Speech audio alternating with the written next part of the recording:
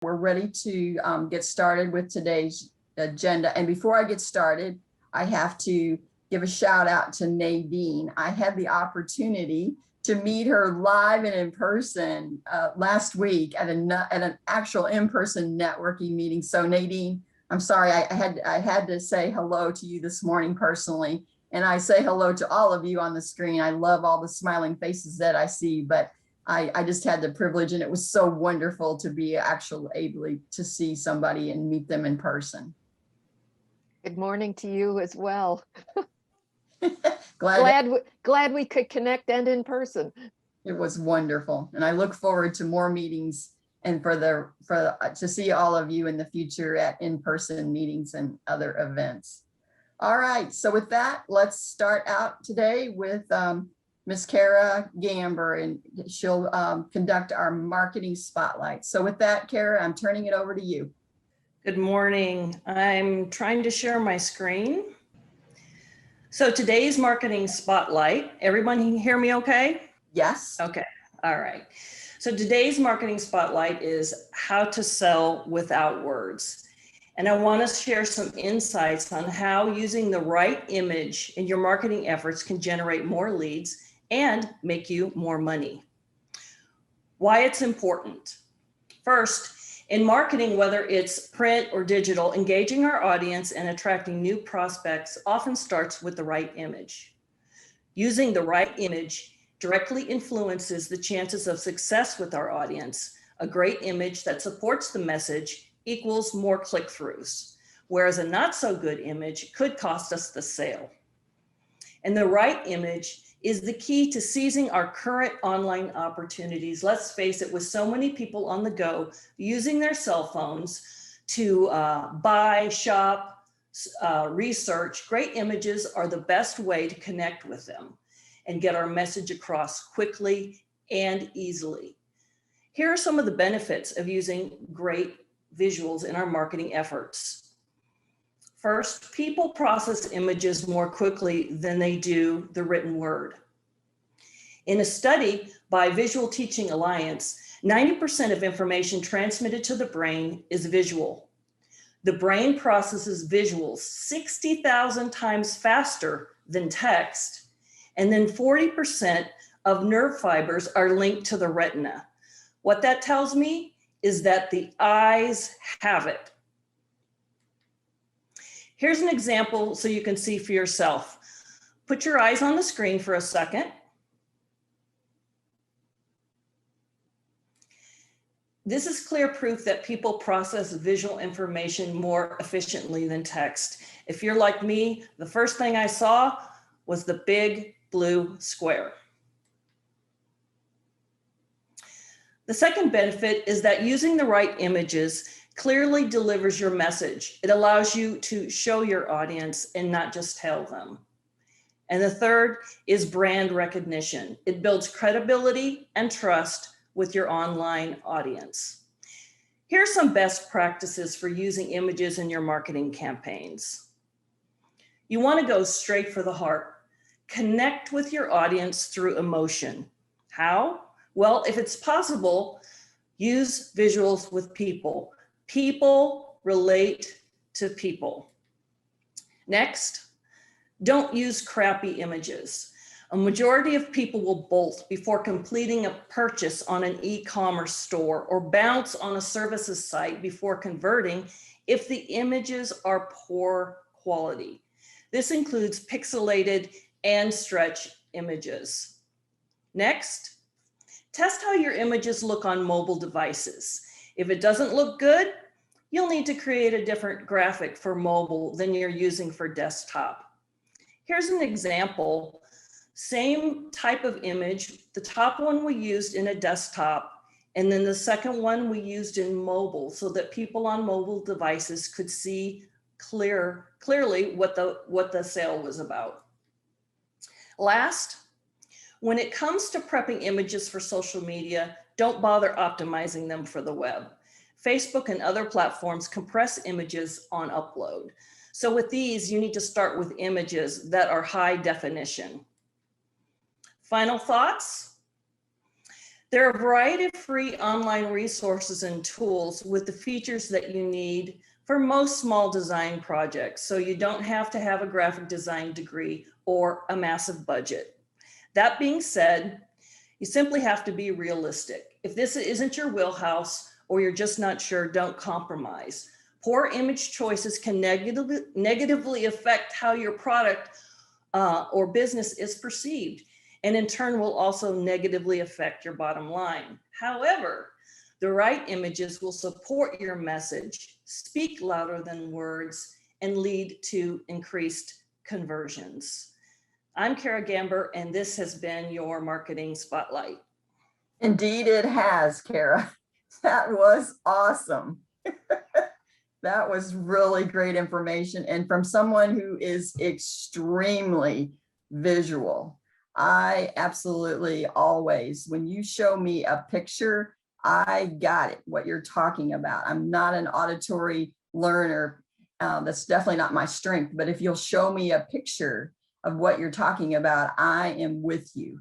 And images absolutely resonate emotionally with me. And absolutely, if you have a beautiful image, I am most interested in buying, I will certainly start seriously considering buying your product. So that was awesome, Karen. Thank you so much. That was great information. All right. Next up is our run showcase. And so I'll be bringing up now on the video screen, our first presenter today. So Les, I'm going to turn it over to you. All right, see if I can make this work here. Well, first of all, and I'm a little self-conscious, I hope I have enough visuals in here to capture people's attention. But certainly this visual here on the right really is about systematic continuous improvement. It's a never-ending process, and those of you who have heard me speak before know I talk a lot about continuous improvement. Sometimes I go a mile deep and an inch wide. Sometimes I go an inch deep and a mile wide. I'm going to try and cover a whole lot of territory here today. Go over a number of different items. I'm not going to go deeply on them, but I really want to make sure that you've got a nice laundry list of very effective tools and practices and processes for systematic continuous improvement. So I'm going to start by making a declaration that for me, systematic continuous improvement is the single most vital key to long-term sustainable success. You can keep going on for a long time with what you're doing, but if you really want to be sustainable and growing all the time, this has got to be the focus. It will have the most direct impact on outcome gains over time, as opposed to what I will call kind of random intermittent improvement that most people engage in. There's a phrase that comes from Jim Collins. Most of you are familiar with it: good is the enemy of great. Well, I've added a little wrinkle on that. I say great is the enemy of better. We have to be thinking about better all the time, because today's great is tomorrow's standard. So we've got to have a way of getting into it, making sure that continuous improvement is systematic and ongoing. We really, speaking of a visual, right? We really have to avoid the Cinderella myth. There is no happily ever after for long-term winners. Success is not final, and failure is not fatal, as Winston Churchill says. So you've just really got to be thinking about not getting caught in this myth. When people do get caught in it, decide they want to make some changes, then they get into another thing that I call the program trap, and they start doing a lot of one-off activities and programs, suggestions, programs, surveys, gym memberships. You can see the list here. There's nothing wrong with most of these things, but by themselves, they will never, ever create the kind of embedded, systematic, continuous improvement that you need in an organization to always be ahead of the crowd. If you really want to avoid that program trap, you've got to make sure that what you're doing is systemic, it's substantive, it's sustainable, and it's safe for people to participate. These 4 S's are critical if you really want to have a systematic continuous improvement mechanism in your organization or with the clients that you work with. So one way to make sure that you're focusing on systematic continuous improvement that's sustainable, meets all of those 4 S's, It really requires you focus on the processes, not one-off activities and programs. Make sure you're looking at the day-to-day processes that drive what you do and how you do it. Here's some key things to think about in terms of looking at your processes. First of all, really establish what you're doing from an improvement standpoint as an integrated system. Again, not one-off activities and programs. And this is really key. We are creatures of habit, but we don't want to become slaves to our habits, because bad ones keep us stuck in bad things, and good ones keep us stuck in not being able to make things better than what they were before. So you got to create a habit to break the habit of doing things over and over again the same way, regardless if they're good or bad habits. One thing that's for sure, if you want to make improvement, is you've got to be open, not just open, but treating problems as treasures and foster failing forward.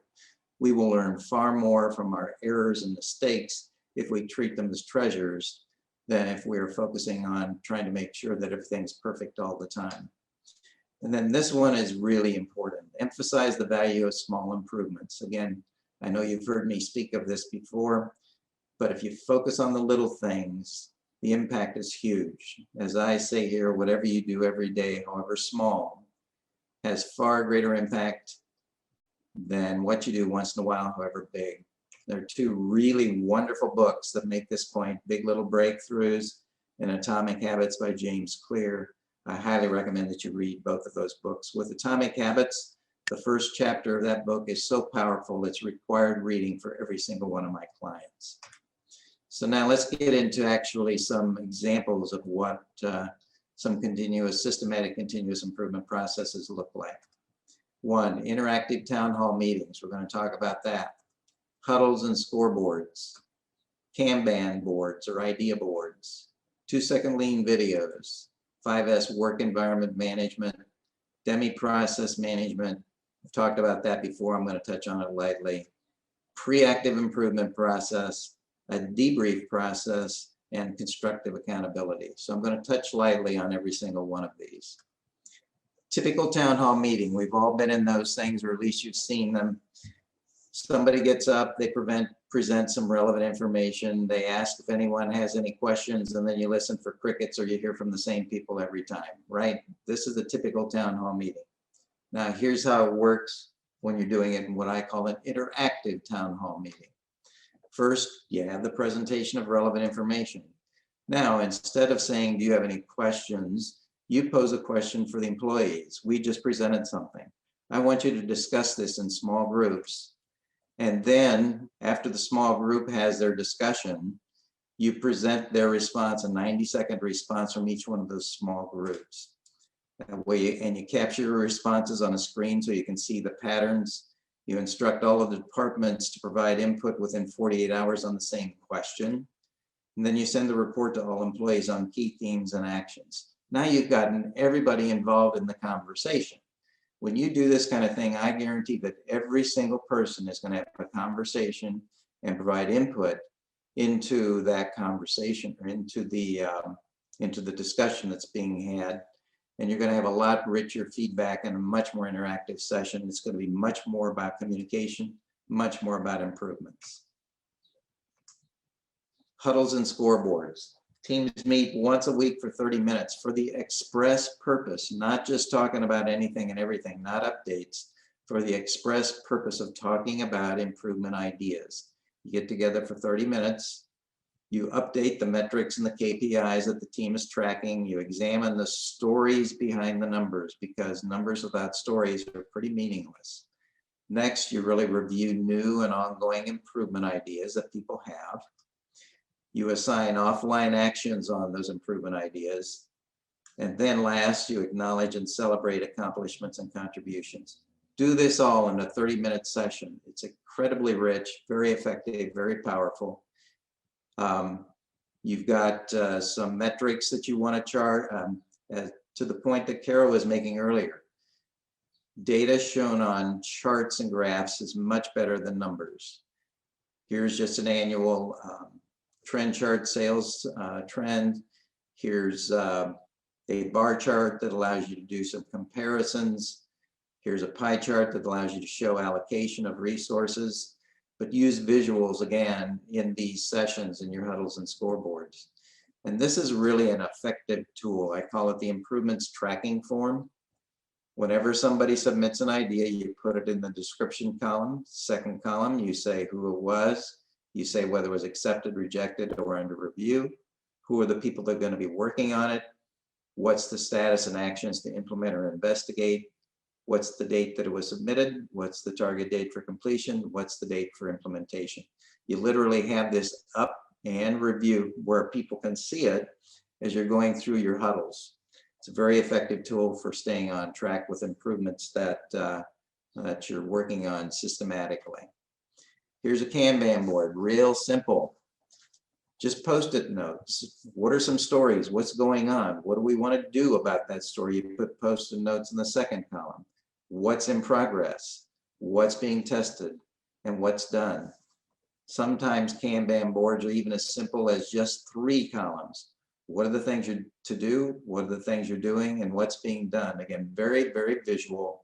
And it keeps the ideas in front of people about what is it that we're working on to make improvements. This is something that has become quite popular. I'm trying to remember the name of the guy. I think his name is Akers. He's written a book called 2-Second Lean to really take what can be a very daunting kind of process and turn it into something fairly simple. One of my clients in a manufacturing environment has used this, and they have stories that are literally shot by the employees using their own phone cameras, very fast and easy to produce. They're only 30 to 90 seconds long.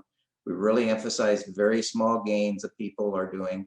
And here's the main thing we tell folks: focus on fixing things that bug you. Fix what bugs you.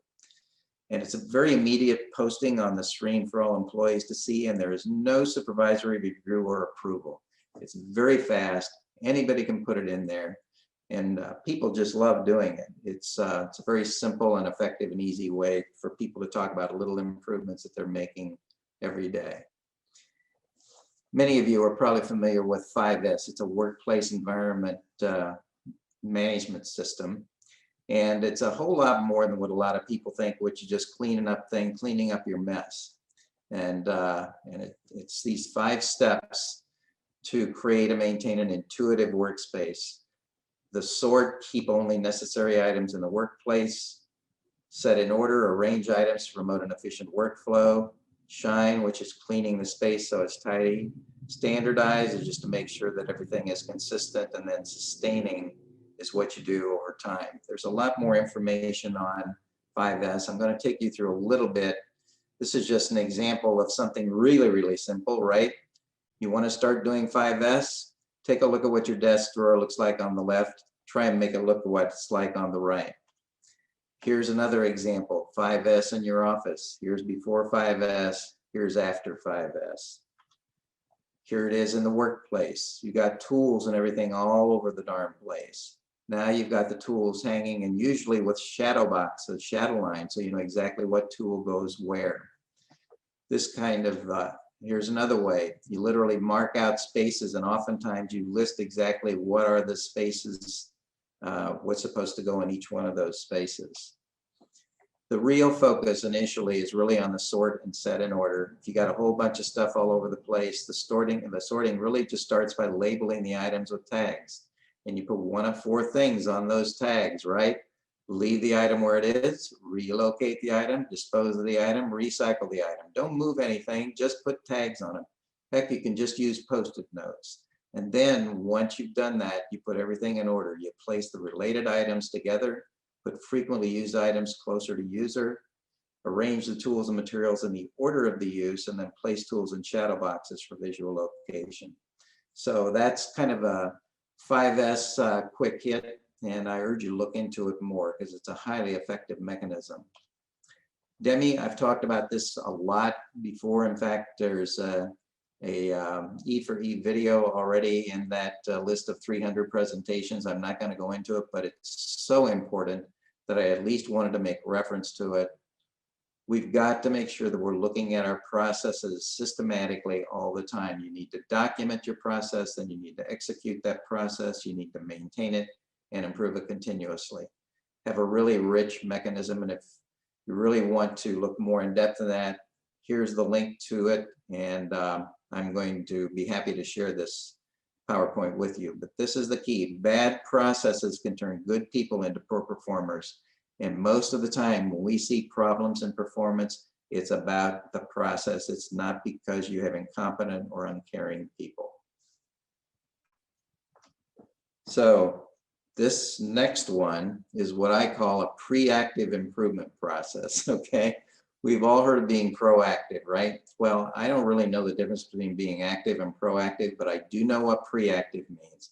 Predict, prepare, prevent, preempt, and that's really what we're trying to do. So think pre-active improvement. And typically I do it in areas where there's quality or safety issues that are concerned. Let's just focus in this particular example on safety. So the managers and the supervisors meet weekly to anticipate where safety incidents are most likely to occur. Next week, that is so important. Where is there going to be an accident next week?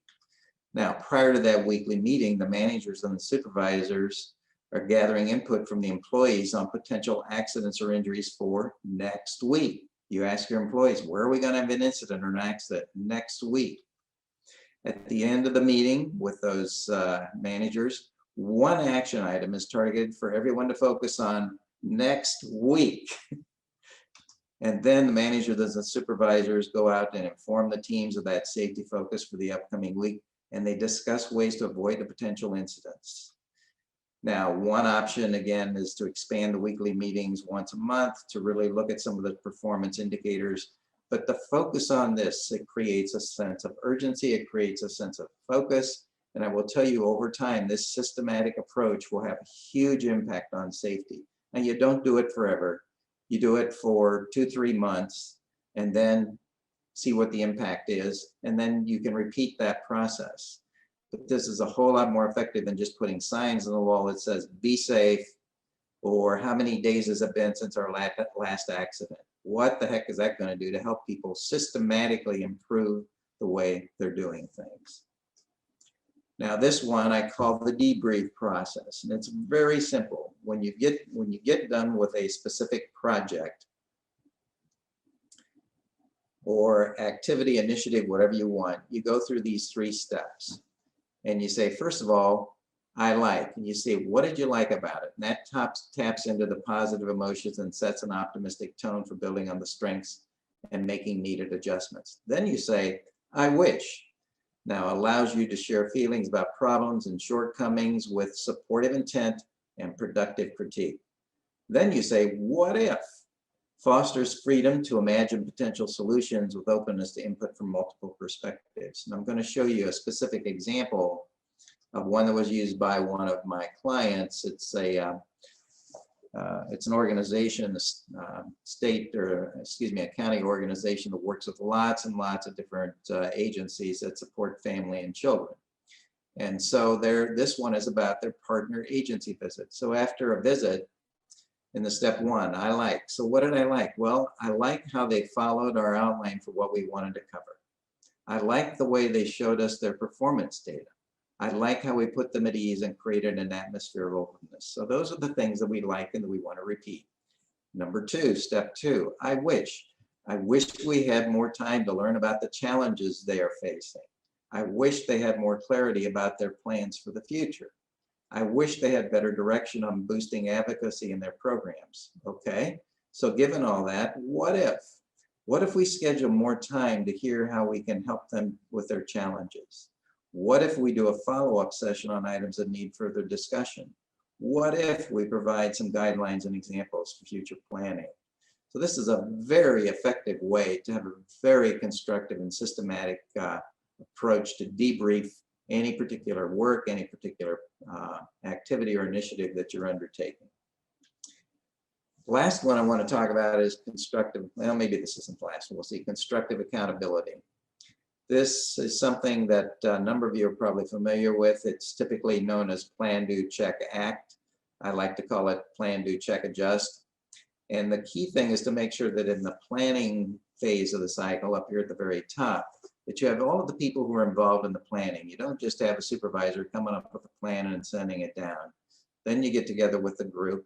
You have make sure that you're clear on group goals, that they're clear and credible expectations.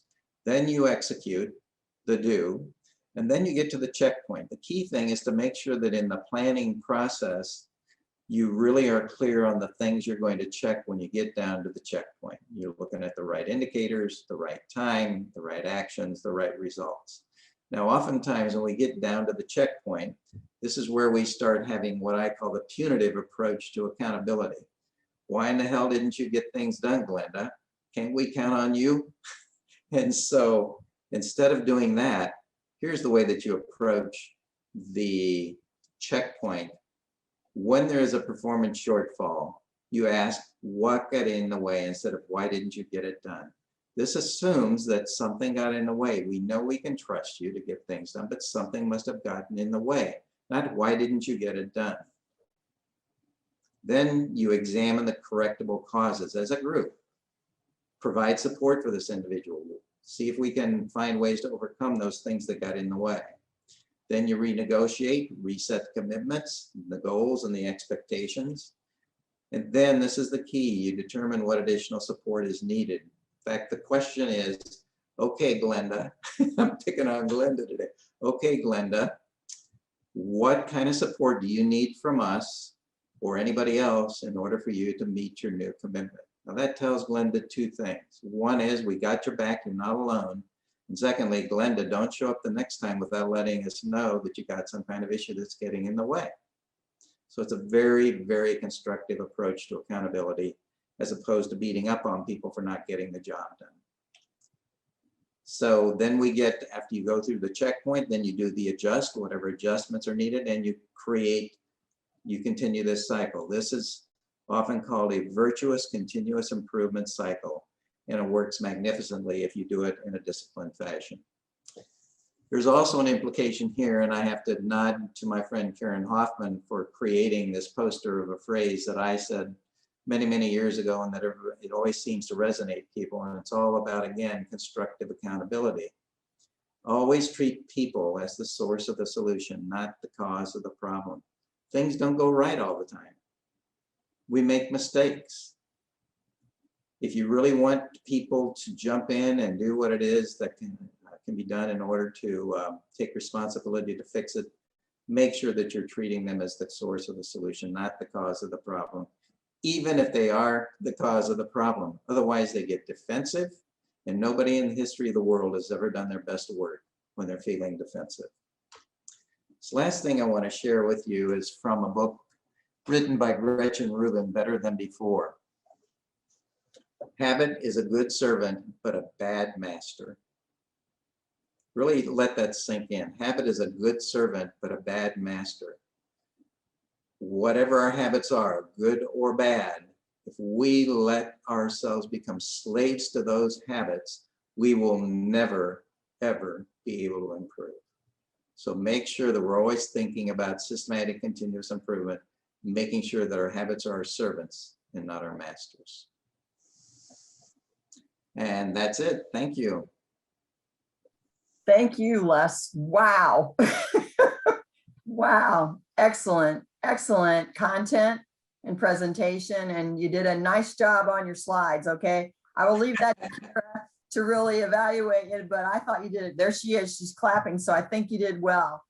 And being very visual, Les, you very definitely spoke to me. And your presentation is one that I think I'm going to have to revisit because it is packed full of very good information on the topic of continuous improvement. So thank you very much for that. You're welcome. Well, let's move along and let's continue with our Grow Showcase. And we're going to bring up none other than our wizard master through these meetings. We're going to ask him to multitask. So hopefully he's got a backup. Never fear, I'm sure he does, to help us run the meeting, but I'm going to turn it over to our next presenter, Will Hankey. Hello, everybody. My name is Will Hankey. Thank you for hanging around for my session. Today, we're going to talk about lessons learned from hanging out with millionaires. As Glenda said, my name is Will Hankey, and we're going to talk more about these two businesses down here in just a minute. Millionaires sounds great, right? Everybody wants to be one. Everybody talks about being one. Everybody dreams about being one. There is some sort of romantic phrases going through our head when we think about being a millionaire. And, you know, it's a lot of people talk about it. Not a lot of people actually get to it, right? Obviously, we know that. I want to tell you a real quick story about my two businesses, as I mentioned. Red Canoe Media started way back in 1997. And for 20 years, I ran that business, and pretty much, you know, just kind of flatlined early on and never really grew, never really increased. It always, you know, paid the bills. I was able to quit my government job and just do Red Canoe. And it was great. You know, like I said, it paid the bills. There was never very much growth. And in 2017, kind of got tired of it. And I was also watching Shark Tank. If anybody's familiar with Kevin O'Leary, it's not a business, it's a hobby. He says that a lot to people. And that hurt. That hurt because wait a minute, I'm 20 years into this thing. It's not a hobby for me anymore, right? But in reality, it kind of was, because there was no plan for growth. There was no plan for improvement. Les just talked about all this, right? There was no plan to continually improve and make it better. It just kind of flatlined. So what do? Well, we go out to Amazon and start looking for books on how do I just become a millionaire. It couldn't be that hard, right? And there's plenty of them out there, plenty of books out there, some good, some not so great, but lots and lots of ways to learn more about making money, right? That's what it's all about. Then you can go and look for blogs, right? Become a millionaire in the next 12 months. Oh man, this is exactly what I was hoping for. 12 months, that's awful long time. But you know, if I can be a millionaire a year from now, that's great.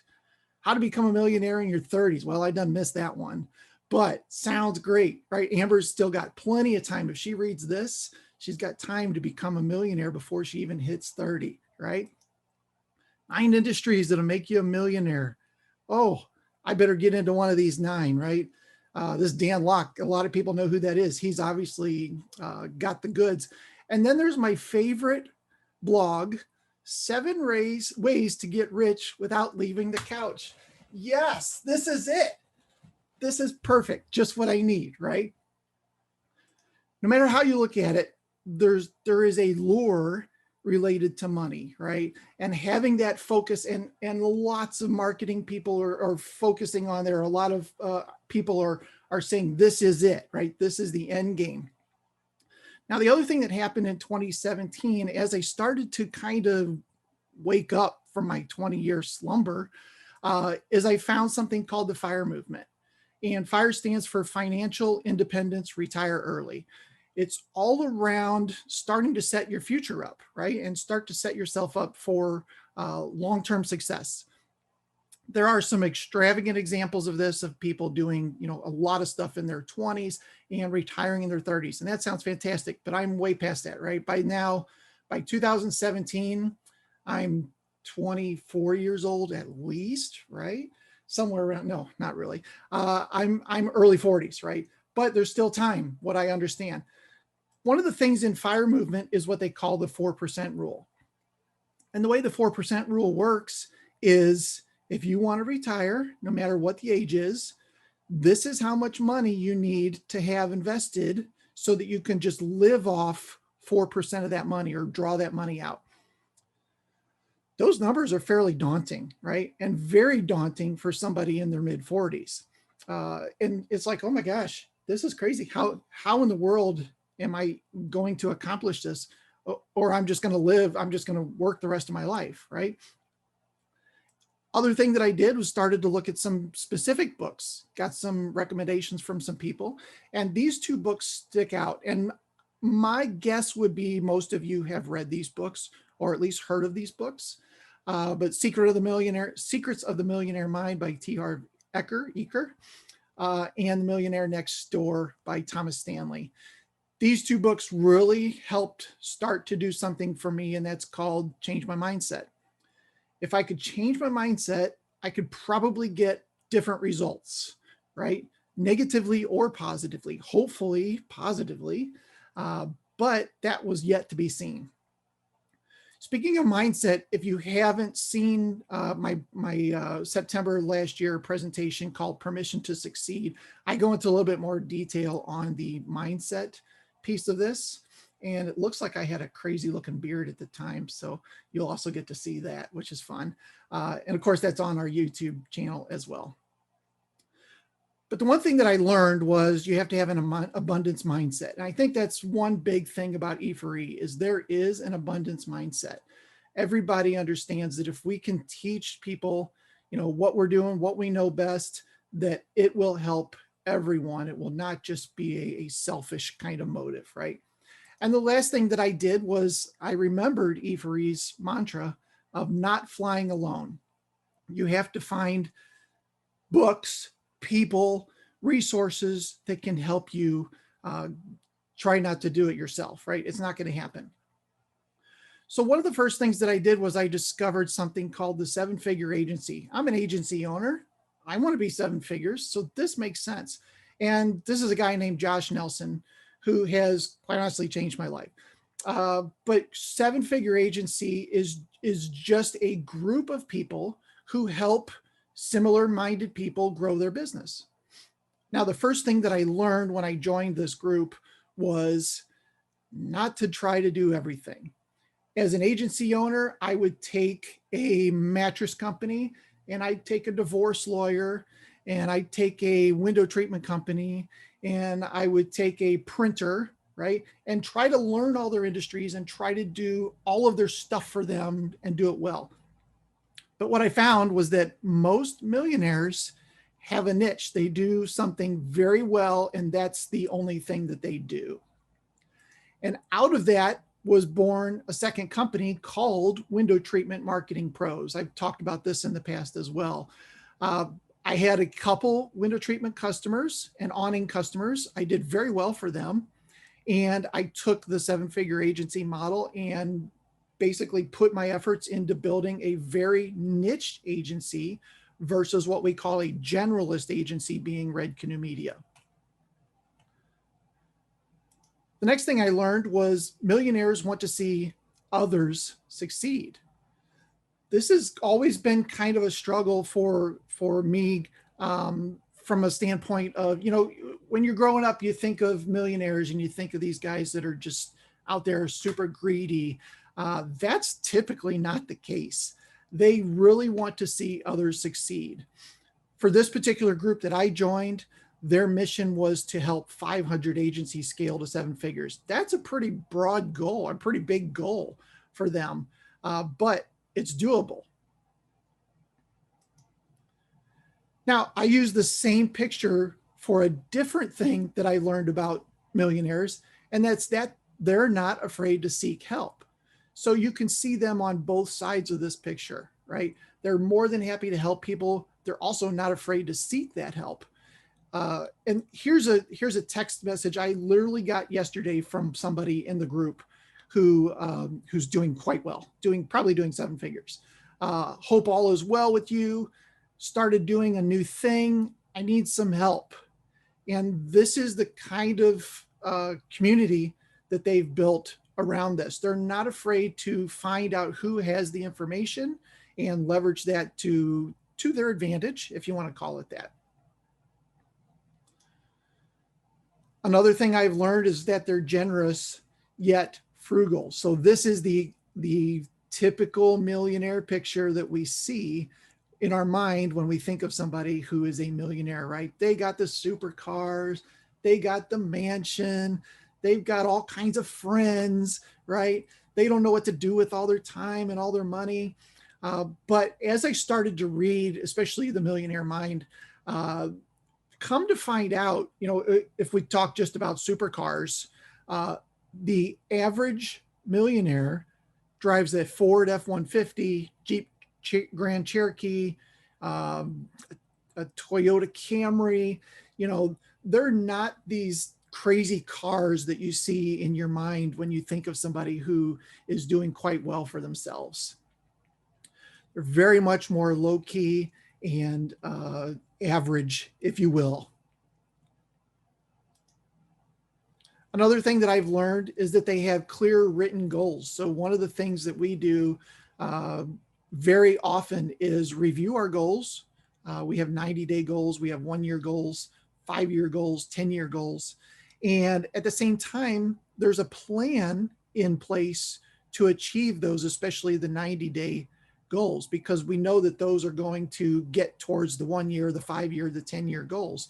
So it's not just having a goal, it's writing down that goal, having it in front of you, and making sure that every week you're moving those rocks or smashing those rocks into smaller rocks, and having a plan to hit a specific goal, a specific time frame or milestone of some sort. The other thing that I should mention here, and I think Les might have mentioned this, is make sure that you celebrate when you do hit those goals. I set a goal to hit a certain number of clients last year, and if I achieved that goal, I was able to put purchase a nice bike. I like to ride bikes.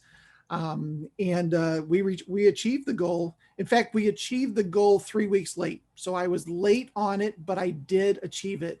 And I didn't go purchase the bike until I hit that goal. But just having that bike, and now every time I ride it, it reminds me of the fact that I achieved that goal and that I had a plan in place to get there. Another thing is millionaires accomplish things through people. Now, if anybody has ever talked about me or anything like that, you know that I have people to do things. When Bill Purnett, our E4E founder, says, can you do this thing? I said, well, I can get somebody to do it, right? It's very important that you have other people that can help you achieve your goals. And I heard a saying, and I should have put it on the presentation, but it was, I use all the brain power that I have and all that I can borrow, something like that. But very, very positive and impactful statement. 7-figure agency has, obviously has built a team to help them achieve their goal. And another thing that they implemented was what they call their member mentor program. So these are other agency owners in the group that have succeeded, done very well for themselves. And now they are mentoring other agency owners in the group as well. And this guy at the end here is a chunky version of me. I don't know why they chose that picture, but they did. But I'm honored to be one of the 20 agency members that is a member mentor, helping out a lot of different agency owners and business owners with a ton of different things. It's super exciting to be in some sort of a community where everything is growing and everyone is moving in the same direction. And lastly, they understand time versus money. I'm not going to go into a ton of information on this because I think everybody understands that as long as you're swapping your time for money, you've got a limit, right? You can only get so far. Now you can help yourself by hiring people and 2xing, 5xing that, but there's still limits to it, right? You have to understand that that relationship, and you have to try to get out of that relationship, quite honestly. Time never returns. You can't get more. If you waste it, it's wasted. If you waste some money, that's okay. You can get more, right? There's still an opportunity for you to get it increased. You can't earn time, but you can earn money. And of course, limited versus unlimited. But at the end of the day, what you really have to have is a different mindset on how you're going to grow your business. So let's talk about a couple lessons learned. First of all, focus. Make sure that there is one thing that you do and you do it very, very well. I mentioned earlier that I started that business, Window Treatment Marketing Pros, after 20 years of doing Red Canoe. And the Window Treatment Marketing Pros is doing more than double the revenue of Red Canoe in just two and a half years. So focusing can really improve a couple things for obviously improve your output because you're only working on one thing. But there's also the conversations that you start to have with people, and the people that you attract are going to be part of that specific focus. And I'll be on sales calls where I'll hear people say, we want to do business with you because this is the only industry you work with. That's pretty impactful, right? And it gives me a heck of an advantage over all these other generalist businesses that are out there saying, oh yeah, we can help you. Oh yeah, we can help that guy. We can help that guy. Maybe there's a possibility where we can't help you. And it's just as important to disqualify people that don't fit your key goal. Secondly, as I mentioned earlier, give yourself permission to succeed. Give yourself permission. It's very important that you do this in your mind. If you don't do this, you're not going to have the right mindset in order to push forward with everything else. Next, get a coach. Find a Facebook group. Find a team. Find somebody who's been there, done that, and is willing to teach or mentor you, take you on and show you exactly how to do it. Finding that coach is extremely important, and millionaires have coaches.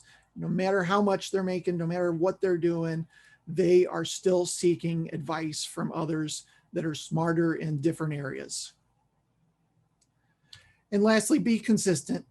Very important that once you set a goal and start on that goal, that you work all the way through to the end. Glenda knows from doing my DISC profile that I'm not Mr. Super Follow Through. I'm quick start. Let's go get it. But it's very important to do that follow through piece and make sure you see those all the way to the end. And in some sort of way, the bicycle is a dangling carrot for me, right? It's a celebration of, okay, I did get through that process and was able to reward. So make sure that you are celebrating those wins. Last thing I'll say is this is available to anyone, no matter your age, no matter your ethnicity, no matter what. Anybody can achieve anything if you have the right pieces in place, you have the formula, and you make sure that you're not flying alone. There are a lot of people out there that will help you no matter what your industry is. There are groups out there to help you and see you succeed. So that's it. Thank you. I love how you pointed out, your DISC profile, and, good point there, Will. Just play to your strengths and don't fly alone. Get others to help you. That absolutely, I believe in all of my heart that that's the key to success. When you're trying to do it all, we're just not, our success doesn't come quite as rapidly. And so you're going to get there a lot faster if you, figure out, how you're wired and seek out others. Wonderful presentation. Awesome. Wonderful content. And I so love too, Will, that you shared your personal story. So thank you for doing that also. All right. No questions. I guess we're good. Thank you, everyone. All right. Well, keep in mind that this, Will's presentation is recorded and will be part of our YouTube channel. And so gold there. Absolutely. It's a presentation you'll want to revisit. All right. So next up is our Live showcase. And as I alluded to earlier, we have a tag team today. So I'm going to turn it over to two gentlemen, to E4E partners, Bill Higley and Andy Magnus. So gentlemen, take it away. So today we're going to be talking about you're not done until you finish the paperwork. And that's I'm doing this presentation with my buddy Bill Higley. Bill is a hold on, let me get there it is. Bill is an attorney. He is hold on, technology, love it. Bill's an attorney with Aegis Law, and he specializes in doing estates and business planning, and is a very knowledgeable attorney, and also participates with Jazz St. Louis as a board member. Well, thank you, Andy. I appreciate the terrific introduction, and I'll say also my partner in this presentation is Andy Magnus. CPA, a former IRS agent, a recovering IRS agent, a nationally known advisor, a speaker, writer, and humorist, of course. We all know that. And his firm is called Proactive Tax Pros, LLC. Andy, take it away. Okay, we just have our normal disclaimer. Bill and I, of course, are professionals and we disclaim our information all the time. So information that we're presenting here is not intended as legal or tax advice. There's no professional client relationship intended or established by attending the presentation. By all means, check with your local professional before taking actions because rules do vary by state. So our goals for the presentation for today are to kind of not make you an expert at all, but to kind of give you an awareness of some of the pitfalls that you may run into, including giving you some tips and tools that you may use in preparing your paperwork to make you successful, and give you enough information to talk to your professionals and plan your next steps. We're not here to make you an expert. We just want to make sure that your paperwork is in place to give you the protection that you need. We're going to create a brick wall that can't be pierced, unlike the thin veil that the term is used, piercing the corporate veil if you don't do your paperwork right. So with that, hold on. So Bill? Well, I think that first of all, can we go to slide number 5? I think it is. Sure. Okay. My thing is not doing right. Okay. There we are. Okay. All right. So let's take a look at this slide. You're protected from personal liability from your business because you own an LLC or corporation. So this is important because one of the foremost reasons for incorporating or organizing in the form of an entity, a business entity, as opposed to a sole proprietorship, is protection of your personal assets from business liabilities.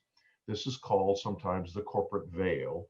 And if you're a sole proprietor, then basically you're out in the marketplace and you're clothed in the emperor's new clothes.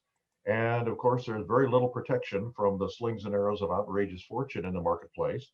And so people incorporate or they organize in an LLC for the purpose of providing some protection.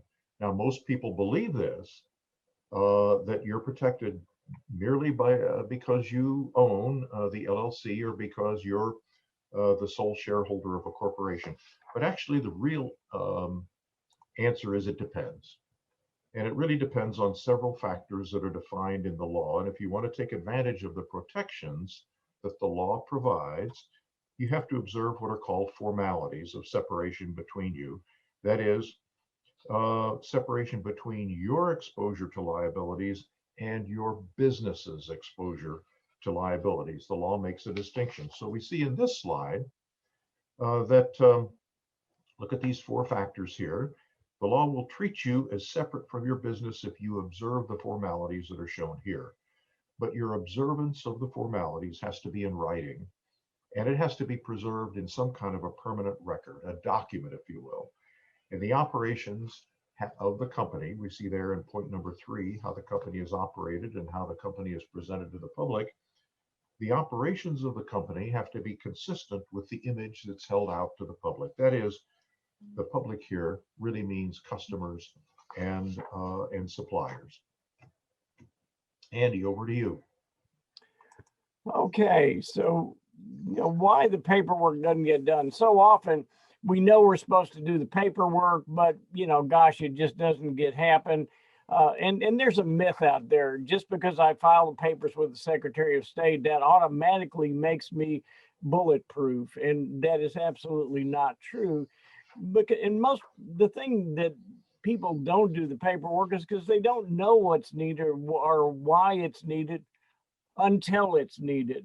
So we're too busy working in our business and no time to work on the business. And we really don't understand the importance of that, especially with the single owner. If you own the company, many times you and the company, there's this very thin line in between, and it's hard to see that there's a difference, that you are very different than the company if you want the liability protection. And then, of course, none of us, I don't think, went into business to do paperwork. Am I right with that? Yeah, and most people do not like to do paperwork, and so it doesn't become a priority. It doesn't come to the top of our list. So we just deal with, instead of dealing with it when it shows up, we deal with it when it blows up. And we really don't understand the downside risks that we have. Bill? So if we take a look here, why write things down? Why is that important? That's because if you don't have documents, you have memory. That's all you've got. And so memories are short, they're convenient, they're self-serving, and they change over time. History is constantly being revised. And Andy, I got to tell you, my memory is getting so bad. How bad is it, Bill? How bad is what, Andy? Okay. Exactly. So we can hear the groans from here, but there you have it. So there are two primary reasons for using what we call paperwork. One is to minimize the need to rely on memory, which, as we've just seen and demonstrated, is fallible and is not reliable. So the more words, the less you depend on memory, and the less words, the fewer words, the more you have to depend on memory. I look at it as kind of a football field with a scrimmage line that's going back and forth. And on this end is words, this end is memory. And the more of the field that's taken up with words, then the less of the field is taken up with memory, and vice versa. You have few words or a handshake deal, you've got to rely pretty heavily on memory. So that's one reason for what we call paperwork. The second reason is compliance with government or legal requirements, such as registrations or standards, or checking the box, or making sure you've appointed a registered agent or something like that. All of that has to be in paperwork, and until you get that done, you're just not done. Andy, over to you. Well, today we're just going to be covering basically limited liability companies, or LLCs, and corporations. Some of the things may apply to other types of entities like sole proprietors partnerships, limited partnerships, and limited liability partnerships, and to some degree professional corporations. But we're basically just going to be focusing on the LLC and the corporation. So go ahead, Bill. Andy. The law is set up. What happens in your company, that is minimal rules for operation, and you have a range of options within the parameters set by the law, but they don't count unless your choices are in writing. They're memorialized in a document.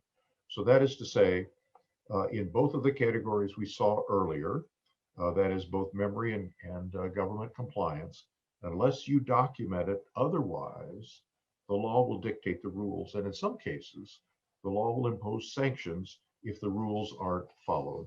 So the law does not require you to be a good business person, a sound business person. That's not a requirement of the law. The law requires you to be honest, and the law requires you to be consistent, and not to be fraudulent. So if you're the sole owner, you are light on your feet. You make your decisions, and there's only your own rights and your own interests to look after. But where this gets complicated, and the most obvious example of needing to write down your decisions, is when your business takes on additional owners.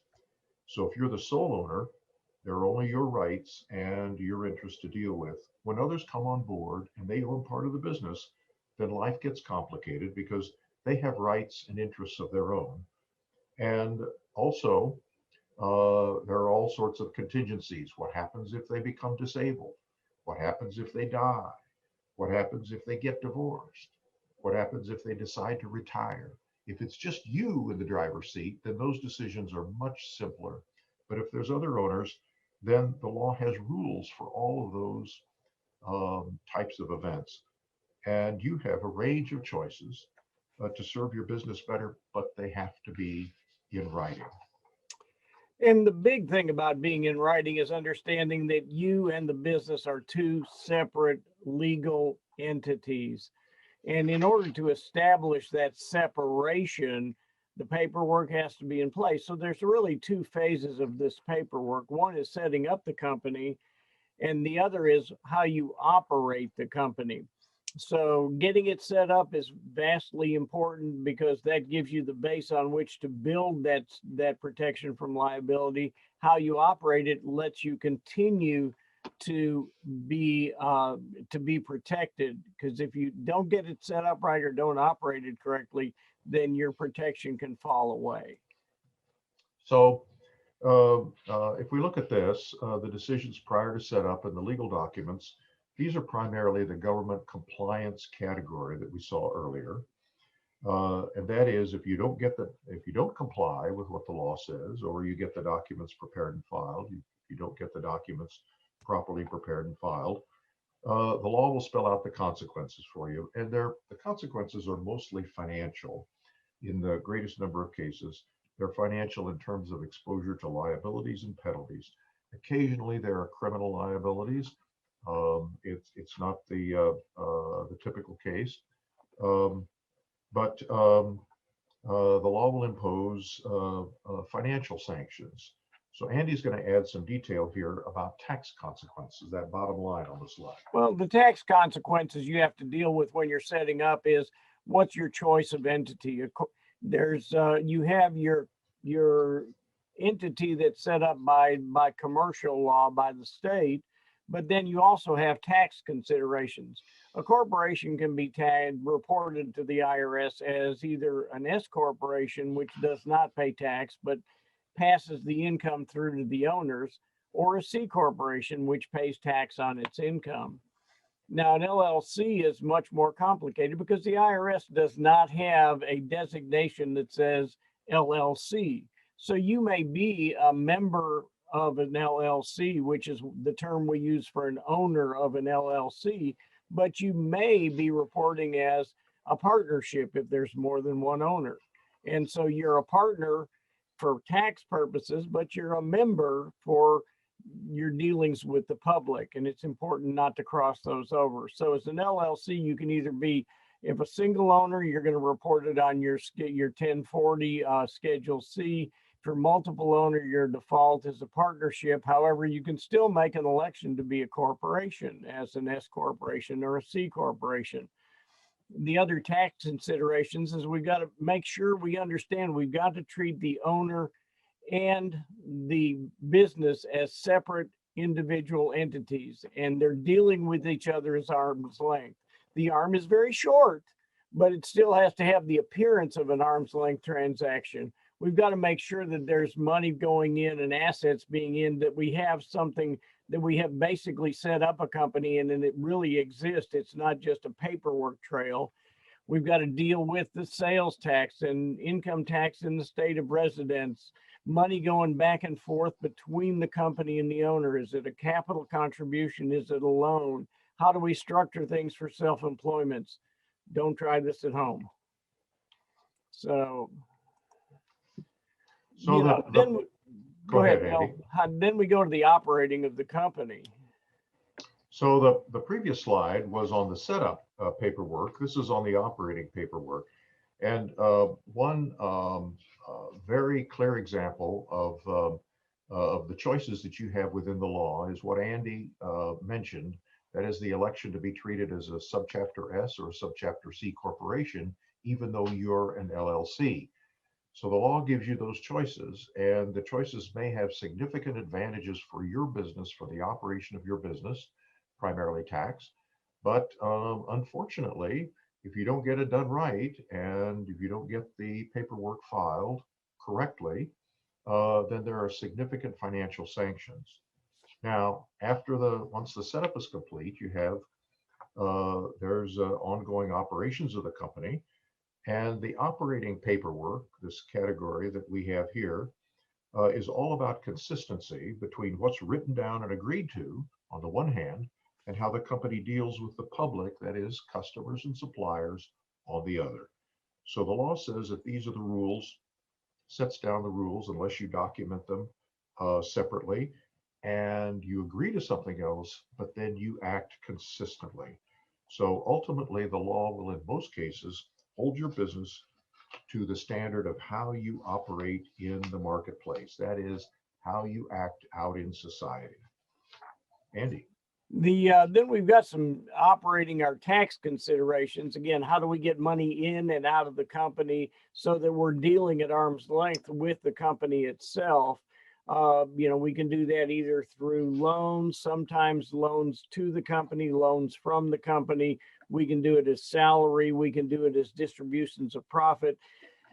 Making sure that you designate what is very important, especially if the IRS comes and looks and says, oh gosh, you're treating this like your back pocket. So maybe you don't get some of the benefits of being treated as a corporation, or maybe there's some other things we'll talk about in corporate meetings that you didn't follow the rules that you were doing. And so getting the money in and out of the company is probably the biggest issue many people have. And again, the key is good financial records. Then it's important to have company meetings. And you've heard of corporate minutes, and LLCs, really, it's a good idea to have minutes also to document any major decisions, because that way, again, the company has made a decision that you as the individual have approved. Any major actions that you take, how you get money in and out of the company, what kind of compensation are you going to be receiving, what kind of benefit packages are all covered in the documents of these annual or periodic meetings. The other thing is, for IRS purposes, you got to have some accountable plans. In other words, how am I going to be compensated for the use of my car? Is my car owned by the company, or is it owned by me? Am I getting reimbursed? So many different decisions. How are we doing health insurance for me? What expenses are going to be reimbursed? When you have multiple owners, sometimes one partner has different spending habits than the other. How do you account for that? Can the company reimburse me for the use of my home?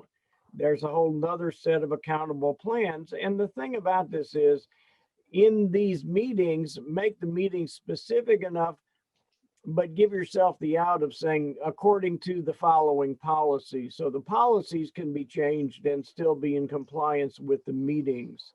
So again, we've got to do what we say we're going to do to be able to uphold this division between you and your company, and to to be able to protect you, to again have a brick wall there, but not have it be able to pierce the corporate veil. One of the things I've heard about having minutes and documentation of these meetings is they usually appear at or near the time of the IRS audit or the lawsuit. Good idea to have them prepared ahead of time. So, Bill, what are the takeaways we want to give to these? Let me go back. Let me say one thing on the previous slide, and that is about company minutes. As we said, the law is going to treat you according to the standard you set for yourself in the way you do business. And I see it all the time with clients who come in with corporate minutes that are years behind, and they haven't had annual meetings, and they haven't followed those formalities. The law is going to treat them the way they treat themselves and the way they do business. And so there is that hazard that the corporate veil of protection from liabilities may be pierced. But the other thing about company minutes is that many decisions have a time component, so that it is significant when the decision was made. It is significant when we started paying on a different scale. It is significant when we set a policy. And for that reason, minutes with dates on them in the paperwork are very important for establishing a timeline of company decisions. We can go to takeaways and highlights. So by way of wrapping up, let me say first, the law sets up protections for the public and for your own assets.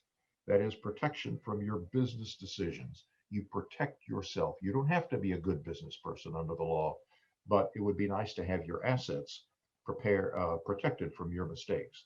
So the law sets up those protections. You can modify the rules if your agreements are documented generally, and then if you stick to what you have written down. So you have to pay attention to how you hold your business out to the public, because that's the standard that's going to be applied to your own business. The law looks at you and your business as two strangers.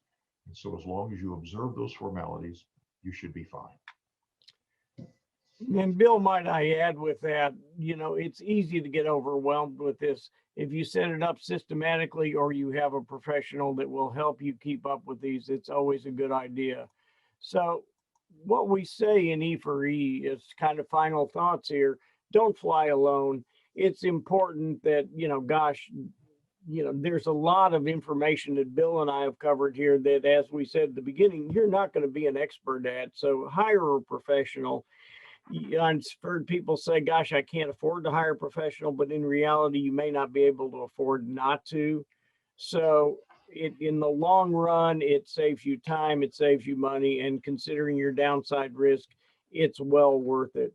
Well, gentlemen, Bill and Andy, excellent presentation, valuable, critical information for all of us as business owners, either starting a business or, you know, the operations, and such a great reminder for us too, just like I think you commented on. It's not the kind of stuff that really lights our fire, but to think about, focus on, but very definitely important, very, very important in being a business owner. So thank you all, both of you, very much for your the information you shared with us today, and let it be a reminder, all of us kind of figure out, you know, where we are and do we have our ducks in a row. Very good. Thank you much.